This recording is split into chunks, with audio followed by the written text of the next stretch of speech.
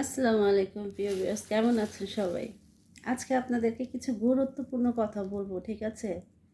আমার পুরো ভিডিওটা দেখে যদি ভালো লাগে শেয়ার করে দেবেন। তো একটা জিনিস কি জানেন, আমরা যারা বিদেশ আসি, মানে যারা প্রবাসী, আমরা ভাইয়েরা বোনেরা প্রবাসে আসি, কিন্তু জানেন আমি গত এক সপ্তাহ হয়েছে আসছি। তো আছি আলহামদুলিল্লাহ। প্রথমে প্রথমে তো আর মানুষের ভাগ্যের চাকা ঘুরে না। ভাগ্যের চাকা ঘুরতে ঘুরতে কিছুটা টাইম লাগে আর কি। আসে না দুঃখের পরে সুখ, তো এরকমই প্রত্যেকটা মানুষের জীবনে আসে। আর যারাই বিদেশ আসতে চান তারা একটু বুঝে শুনে আসবেন, যারা নাকি কষ্ট সামাল দিতে পারবেন তারা আসবেন। তো মূল ঘটনা হচ্ছে, বিদেশ মানে যতটা সুখ তার চেয়ে বেশি কিন্তু দুঃখ। এই যে দেখতেছেন না খাবারগুলো, এগুলো আমি কালকে রাতের খাবার।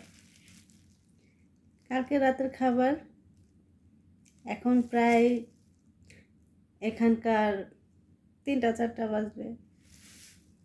তা আমি এই খাবারগুলো এখনও খাইতেছি, কিন্তু বর্তমানে আমার কাছে একটি টাকাও নেই। কারণ 2-2.5 লাখ টাকা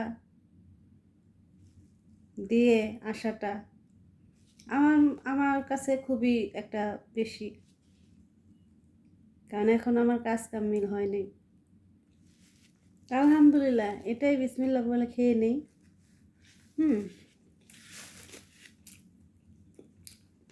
কিন্তু সত্যি কথা কি জানেন, খাবারগুলো এখনো নষ্ট হয়নি। তো আমার কাছে ভালোই লাগতেছে, কারণ এখানে প্রচুর ঠান্ডা, তার উপরে এসি ছাড়া থাকে। তো এর নাম বিদেশ। যার যতটুকু ধৈর্য আছে, ধৈর্য পরীক্ষা আল্লাহ পাক নেয়। তা আমি এতেই সন্তুষ্ট। গতকালকে খাবার এখনও খাইতেছি, কিছু করার নেই, এটা বিদেশ। অনেকে না খায়াও থাকে।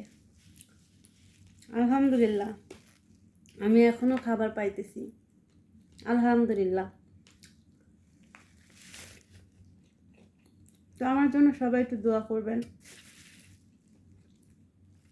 এটাই আমার ফেসবুকে যারা যারা আমার ভাইয়েরা বোনেরা আছে, ভালো থাকবেন, সুস্থ থাকবেন। দোয়া করি আমার যত প্রবাসী ভাইয়েরা বোনেরা আছে সবার জন্য দোয়া রইল আমার পক্ষ থেকে।